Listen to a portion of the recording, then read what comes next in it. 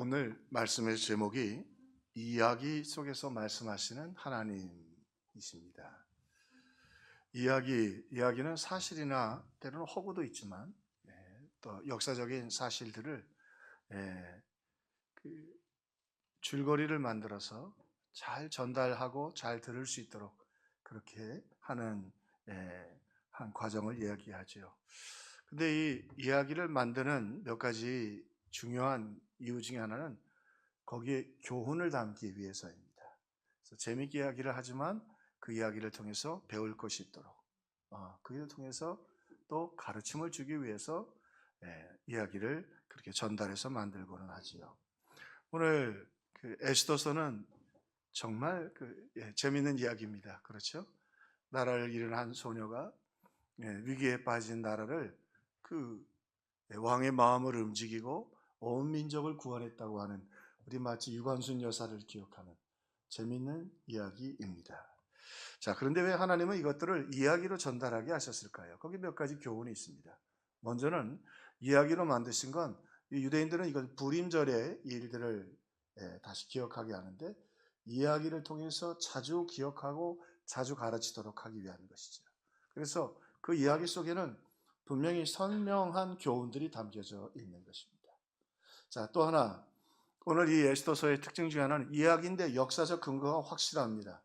그래서 오늘 보면 왕이 왕비를 청하면서 보냈던 신하 내시들의 7명의 이름이 다 기록되고 또 왕이 심지어는 법률 자문을 구했던 7명의 사람의 이름이 다 기록됩니다.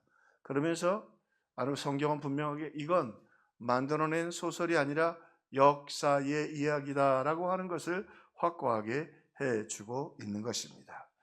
그러면서도 이 이야기 속에 던져지는 교훈 중에 하나는요, 소름 끼칠 만큼 분명한 결론의 메시지가 있다는 겁니다.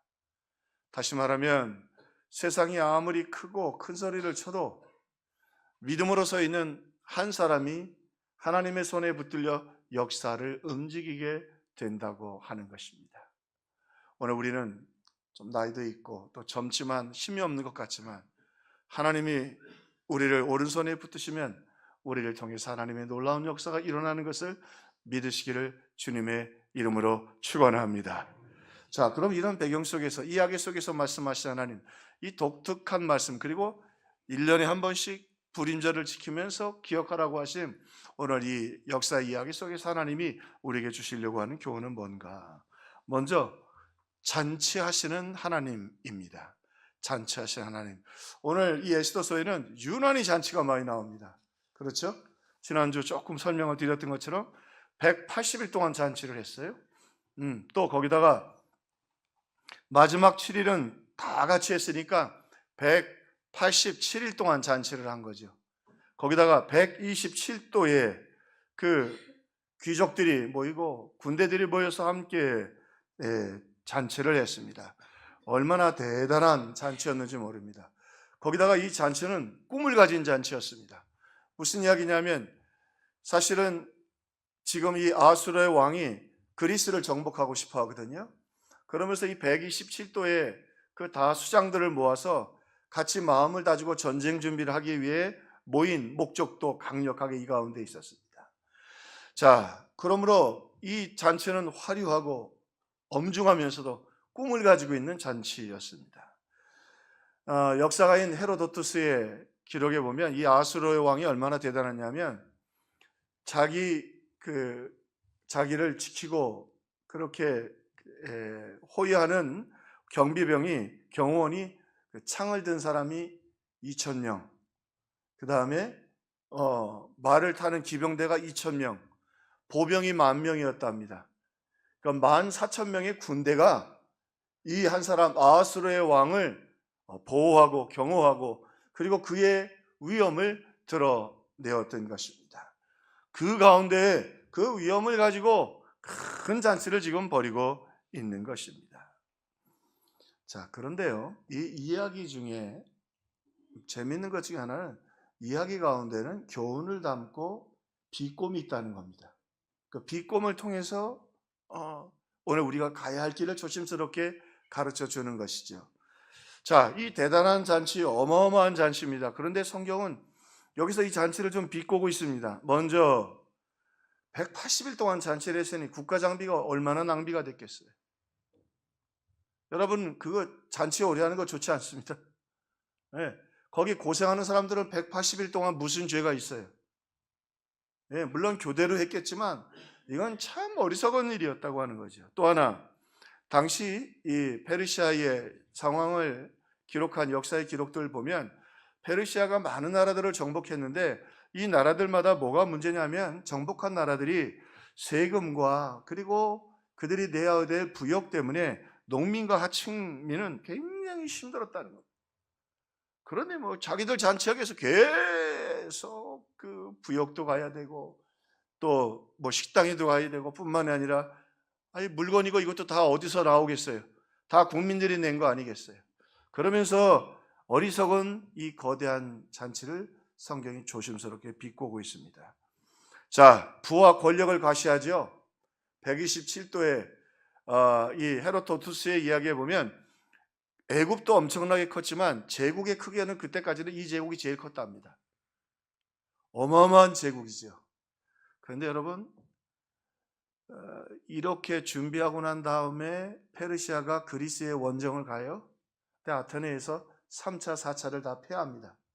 그리고 전쟁도 패하고 돌아와서는 왕궁을 지키고 있다가 신하의 최측근에 의해서 암살을 당합니다.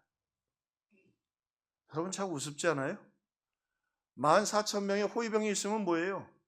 창을 든 병원이 있으면 뭐 하겠어요? 누가 죽였다고요?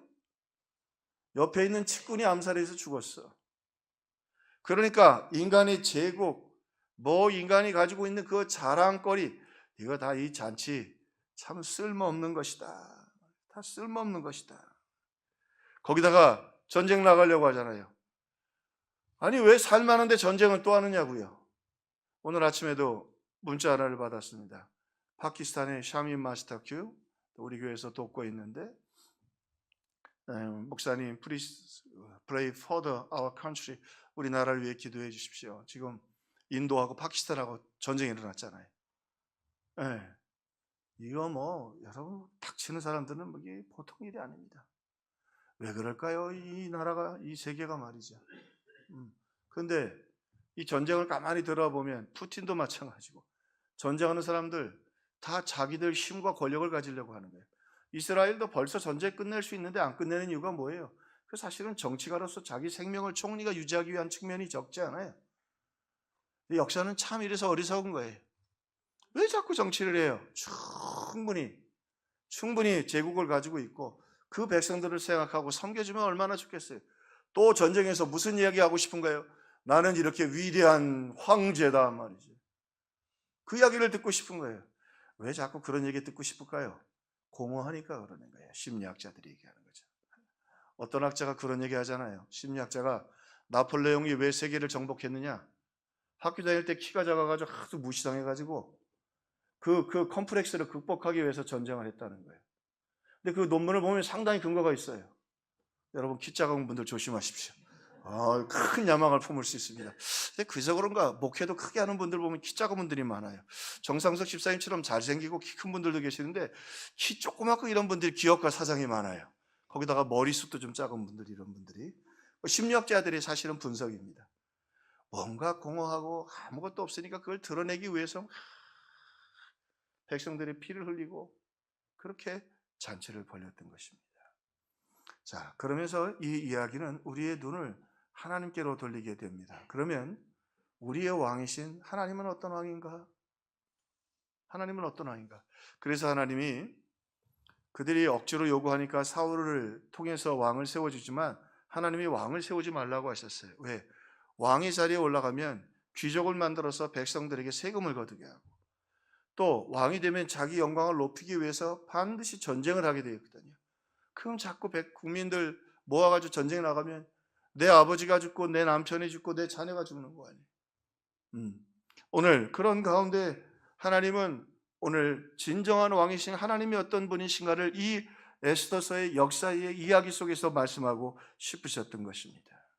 자, 오늘 하나님은 어떤 분인가? 오늘 예수님은 어떤 분인가? 거꾸로 사실은 이 역사 이야기는 돌아가면서 봐야 되거든. 결말을 보면서 그 이야기를 또 설명해야죠. 그죠? 어떻게 됐다고요? 이 아수르의 왕이 전쟁에 3차, 4차 표하고 돌아와서 있다가 측근에게 암살당하고 비참하게 죽어요. 이 제국도 망해요. 그 유명한 그리스와 아테네 전쟁, 그리스 아테네 전쟁에서 패하게 되죠. 자, 이런 역사 이야기 속에서 그 대제국, 그렇게 많은 경호원들과 127도를 가지고 있었지만 다 망했어요. 그러면서 오늘 우리의 왕 되신 예수님이 어떤 분이신가를 이 이야기 속에서 하나씩 우리가 조금씩 더듬어 가도록 이 에스더서는 그렇게 기록되어 있습니다. 자, 오늘 본문에 많이 기록되는 게 잔치고요. 그 다음에 즉위라는 단어가 올라와요. 아버지 그 왕이 먼저 그 나라를 세웠고 아하수에로가 왕이 됐는데 대제국을 물려받고 즉위하게 되었죠. 그래서 큰 잔치를 벌이고 그리고 자신의 왕됨을 높이기 위해서 이런 큰 행사들을 치르게 되었고 자기를 높이기 위해서 전쟁도 하려고 했던 것입니다. 자기의 능력을 보여주기 위해서인 거지요. 그런데 우리의 왕 되신 예수님은 어떠세요? 성경에 보니까 그는 근본 하나님의 본체시라. 이 번역을 어떤 번역에선 예수님은 하늘 보좌에 계셨다. 이 본체라는 말이 보좌와 같은 말입니다. 즉위하셨다는 말이에요. 그분은 즉위하셔서 하나님 보좌에 앉아 계신 분인데 하나님과 동등될 것을 취할 것으로 여기지 않고 오히려 자기를 비워 종의 형체를 가지고 사람들과 같이 되셨고 사람의 모양으로 나타나서 자기를 낮추시고 죽기까지 복종하셨으니 곧 십자가에 죽으심이라. 육중 강합니다.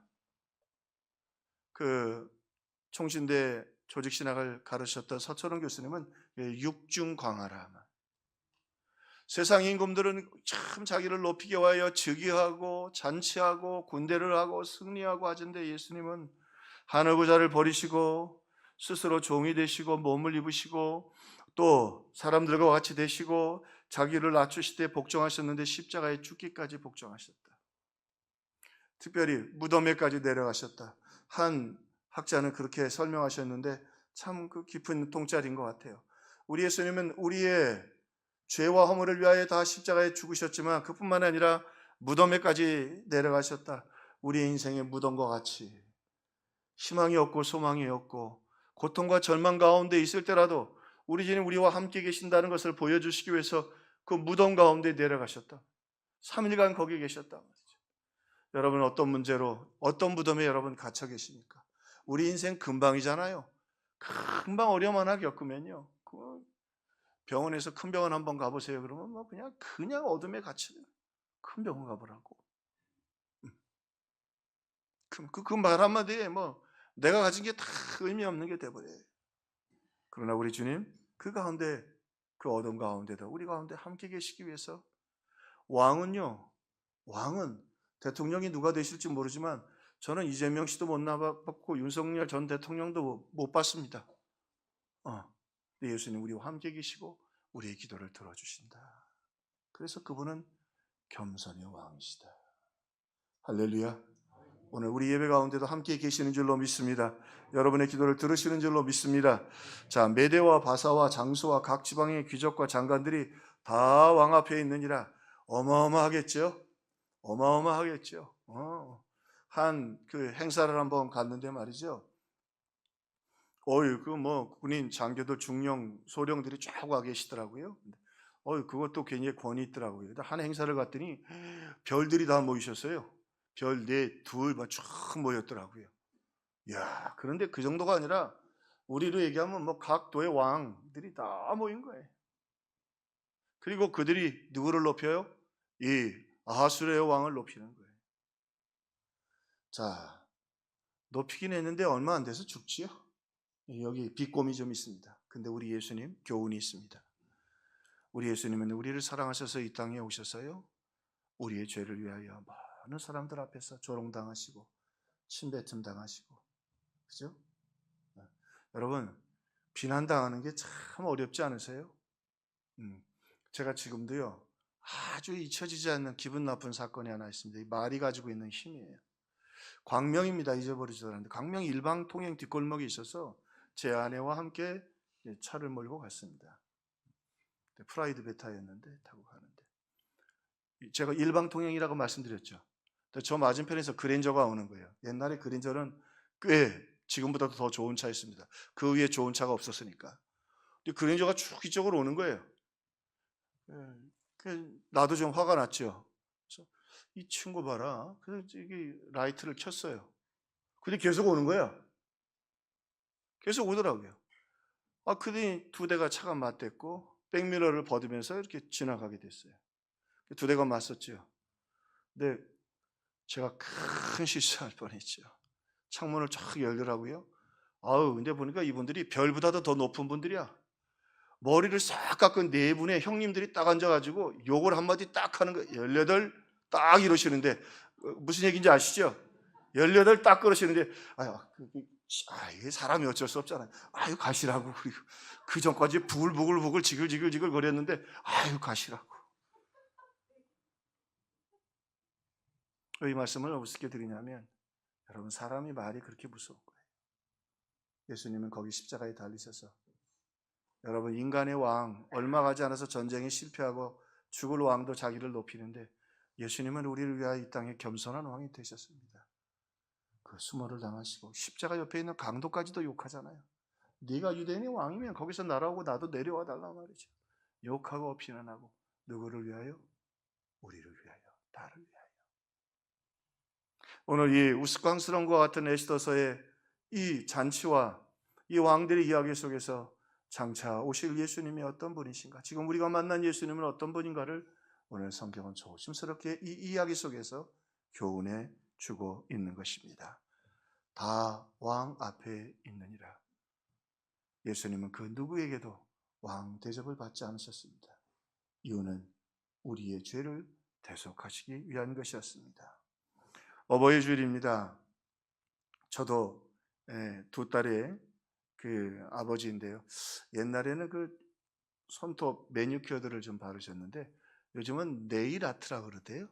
그래서 인터넷을 찾아보니까 그 네일 아트 한 번 하는데 평균 가격이 5만 원이 넘어요. 예. 그 네일 아트 하신 분은 이럴 때는 위험하니까 손가락을 절대 꺼내시면 안 됩니다. 살짝 집어넣으셔야 합니다.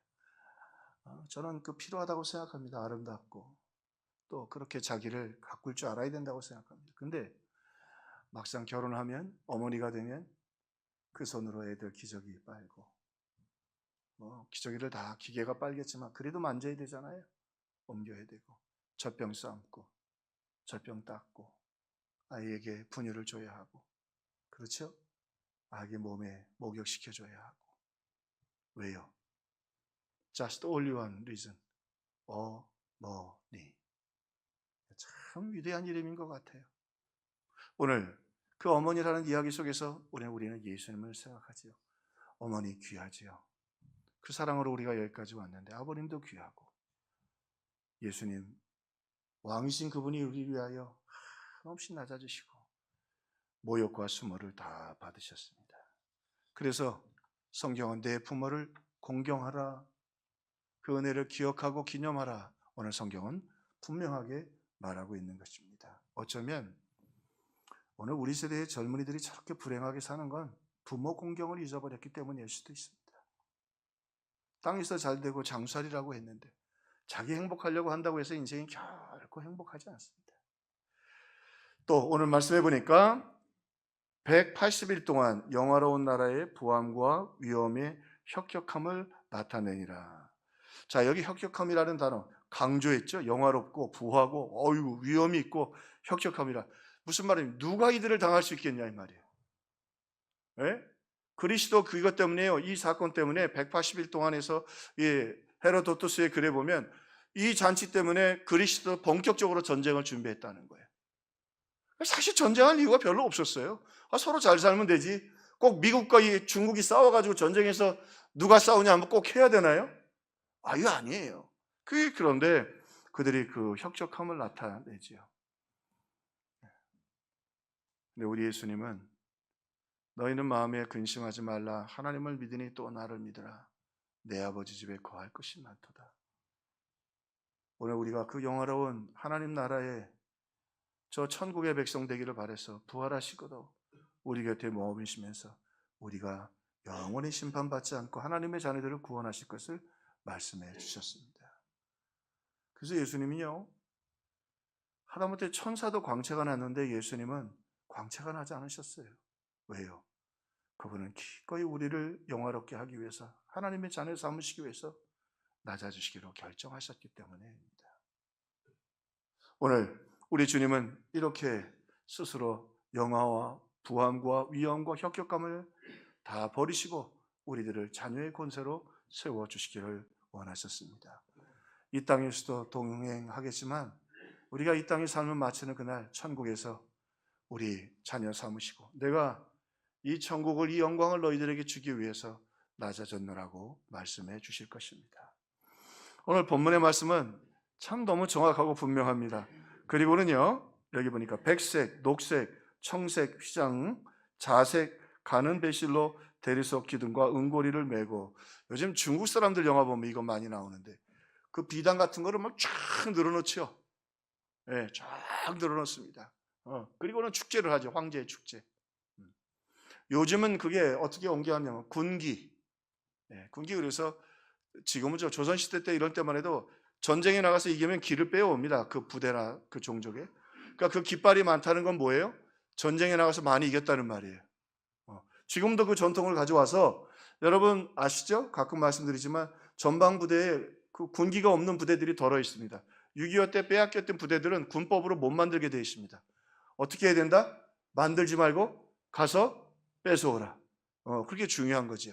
무슨 말씀이냐면 왕의 그 공로와 그 혁혁함을 나타나기 위해서 여기 보면 백색, 녹색, 청색, 그리고 자색, 가는 배실로 그냥 장엄하게 그 왕궁과 그 축제를 높였던 것입니다. 성경은 답이 있죠. 우리 예수님이 십자가에 죽으실 때 휘장이 찢어졌습니다.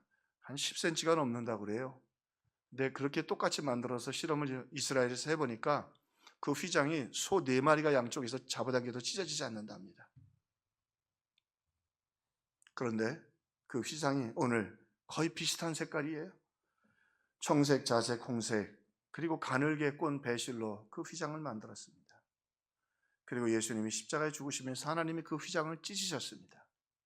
하나는 그 휘장이 찢어짐으로 우리가 하나님 앞에 이제 예수 이름으로 나갈 수 있습니다. 누구든지 구원받고 용서받을 수 있습니다. 또 하나는 휘장이 되시는 존귀와 영광 받으실 그분이 우리를 위하여 찢기시고 깨어지셨던 것입니다. 그 휘장의 찢어짐을 통해 하나님은 오늘 세상의 왕은 자기 영광을 나타나기 위해서 이렇게 백색, 녹색, 청색, 그리고 자색의 그 줄로 자기를 그렇게 나타내고 자기의 존영을 나타내지만 우리 주님은 자기의 몸을 찢으셔서 왕 되시고 천국의 주인 되신 그분이 우리를 위해 낮아지셨다고 오늘 말씀하고 계시는 것입니다. 그래서 우리는 고백하잖아요. 예수 나를 위하여 십자가를 질 때 세상 죄를 지시고 고쳐 당하셨네. 예수님 나의 죄를 위하여 보배 피를 흘리니 죄인 받으소서. 이 대제국의 왕은 국민들의 피를, 그리고 더 자기들이 싸우는 적들의 피를 통해 자기 영광을 취하려고 했지만 우리 예수님은 자신의 피로 우리를 구원하시고 그 생명으로 부활하셔서 오늘 우리에게 존귀와 위엄과 영광을 주시기를 원하셨던 것입니다. 그분이 우리가 믿는 겸손의 왕, 십자가의 왕 예수 그리스도이신 것입니다. 오늘 본문은 또 한 가지 또 독특한 사건 하나를 이야기니까요. 그 이야기가 나옵니다. 이야기들이 하나 전개되는데, 자, 그러고 났는데 지금 우리는 뭐 결론을 알아서 조금 김이 세긴 합니다만 지금 상황에서는 어떻게 해요? 막 이제 그리스도 정복하고 대제국을 이루고 막 축제를 하고 막 야단이 났습니다. 그러니까 왕이 오늘 말 그대로 어주가 그냥 가득해서 술김에 기분이 좋으니까 자기 부인을 좀 불러오기를 바랬어요. 이 와스티가 아마 굉장히 절세의 미인이었던 것 같아요. 그래서 단장을 다하고 관을 쓰고 그리고 와서 좀 당신이 잔치에 오십시오. 그리고 사람들이 당신의 그 아름다움을 보면서 내게도 영광을 돌리게 하십시오. 그리고는 4시 7명을 보내요. 근데 이 와스티가 안 와요. 자, 그리고는 문제가 터져요. 그러면서 여기 또 다른 비꼼이 시작돼요. 무슨 비꼼이냐면, 무슨 대제국이면 뭐예요? 부인 하나도 인솔하지 못하는데. 이 이야기 속에서 와스티가 아하수르의 왕을 인격적으로 존경하기 어려운 거예요. 그리고 당시 규칙상 관례상 남자들과 여자는 따로 잔치를 하도록 돼 있어요. 그 여자들 따로 잔치를 했잖아요. 근데 왜 불러요? 근데요, 또 하나, 그 위에 법이 하나 있는데 왕이 명령할 때 불복종하면 죽어요.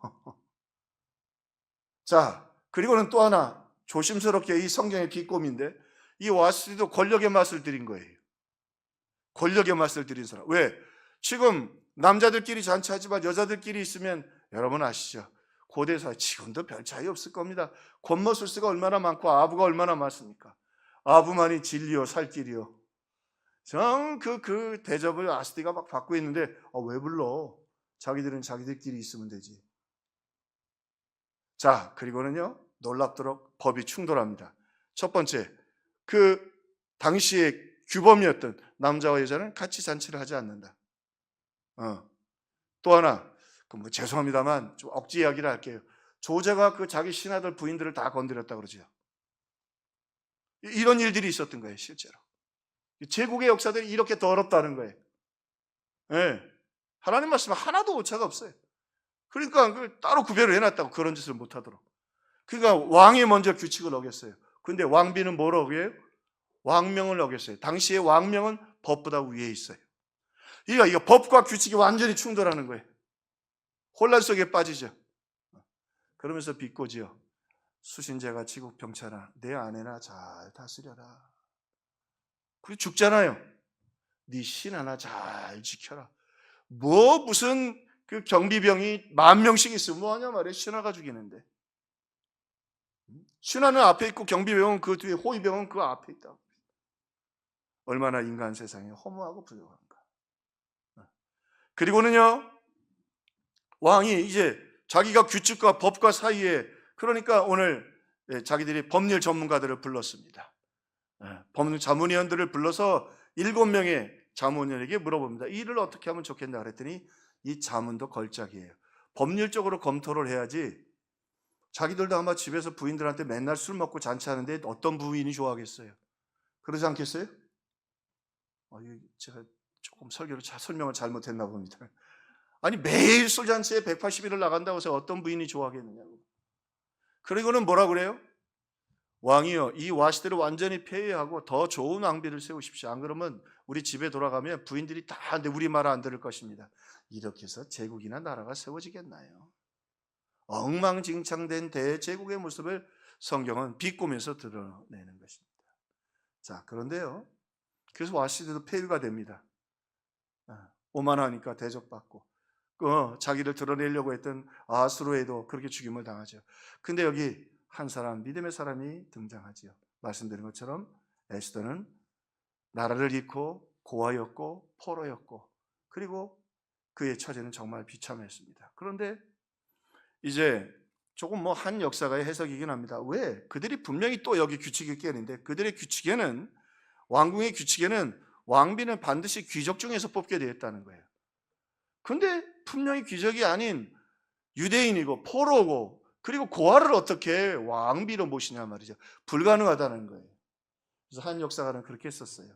귀족들에게 지쳤다. 황제는 귀족들에게 지쳤다. 움직여지지 않는 거죠. 좀 더 착하고 순수한 사람을 찾는 거죠. 그러면서 오늘 성경은 이 제국도 무너지고 아하수르에도 무너지고 4차 전쟁에도 실패하고 와시도 폐위되지만, 오늘 믿음의 한 여인, 하나님 살아계심을 믿고 그 공동체를 지켜내려고 했던 그 에스더의 기도를 들으시고 하나님께서 하만으로부터 이 아말렉, 에돔의 후손들이죠, 이스라엘을 짓밟고 제거하려는 그들로부터 믿음의 공동체를 지켜냅니다. 그러면서 오늘 이야기에는 교훈이 있다고 말씀드렸죠. 이 비꼼 속에 중요한 교훈을 하나 담아주시죠. 첫째로, 신앙교육이 얼마나 중요한가. 이 모르드게라고 하는 사람이 포로로 끌려간 거기서도 자기의 조카를, 부모를 잃은 이 가슴 아픈 조카를 믿음으로 잘 양육했습니다. 에스더도 방황도 했고 어려움도 있었겠지요. 오늘 여러분 우리 또 장로님 기도해 주시고 한 것처럼 힘들고 어려워도 우리 자녀들에게 믿음의 유산과 신앙의 바른 교훈을 잘 물려주는 저와 여러분들 되기를 주님의 이름으로 축원합니다. 오늘 사실은 기도하실 때 마음이 뭉클했어요. 에스더처럼 죽으면 죽으리다라는 믿음을 갖게 해 주옵소서. 오늘 우리 기도가 우리 평화교회 위에 살아나기를 주의 이름으로 축원합니다. 부모님의 기도 무시 못합니다. 하나님 그 기도 들어주십니다. 또 하나, 비록 초라한 사람이지만 하나님의 살아계심을 믿고 지금도 하나님이 역사하신다고 믿고 하나님을 믿고 기도하는 그 한 사람, 대제국을 정복하고 대제국보다 더 크고 놀라운 하나님의 역사를 이룬다고 하는 것입니다. 제국도 무너지고 아수르에도 죽고 와스리도 폐위됐지만 에스더는 정말 별과 같이 하나님의 영광을 나타내는 믿음의 사람으로 우뚝 서게 됩니다. 여러분의 믿음의 기도, 그 기도가 하나님을 움직입니다. 우리는 초라한 안주한 하나님의 보좌를 움직이고 하나님 그 기도에 귀를 기울여 주십니다. 오늘 우리가 믿음으로 우리 자녀들을 위해 기도하고 정말 우리 자녀들이 지금 엉망인 것 같지만 당장 정말로 하나님의 에스더와 같이 죽으면 죽으리라 믿음으로 살기를 원합니다. 그 기도 붙잡고 내 살리라 고백하는 믿음의 부모의 기도를 외면하지 않으신다고 하는 것입니다. 그리고 어느 순간 그들도 모르는 가운데 성령께서 그들에게 믿음이 다시 되살아나게 하시고 믿음의 결단을 내리게 하시고 어느 순간 성령으로 말미암아 우리의 의지가 아니라 우리의 노력이 아니라 우리의 결단이 아니라 오늘 우리의 기도와 하나님의 능력으로 말미암아 내가 죽으면 죽으리라 믿음의 자녀들이 믿음으로 하나님의 그 믿음과 기도의 고백을 들으시고 그들을 통해 역사를 바꾸시고 그들을 통해 하나님께서 제국이 아닌 십자가의 은혜와 능력으로 하나님의 역사를 이루시는 놀라운 일을 우리 가운데 이루어 주실 것입니다. 하나님 살아계십니다. 부모님들의 기도, 신앙 잊지 않으십니다. 초라해 보이지만 한 사람의 믿음의 결단, 그 믿음의 결단과 기도 하나님 들으시고 전능하신 하나님이 이 땅을 변화시켜 주실 것입니다. 이 믿음을 가지고 우리도 죽으면 죽으리이다 하나님을 믿고 신뢰하고 자녀들을 양육하고 믿음으로 기도하는 저와 여러분 다 되기를 주님의 이름으로 축원합니다.